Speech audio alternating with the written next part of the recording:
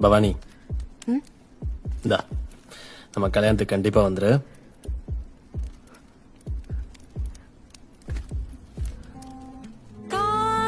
காணலாகுமோ காரிகை கனவு, தாகம் தீர்க்குமோ கோடையின் நிலவு, தொலைவிலே வெளிச்சம் தனிமையில் உருகும் மனிச்சம், கனவுதான் இதுவும் கலைந்திடும் என நெஞ்சில் நெஞ்சில் தினம் வருதே அச்சம்.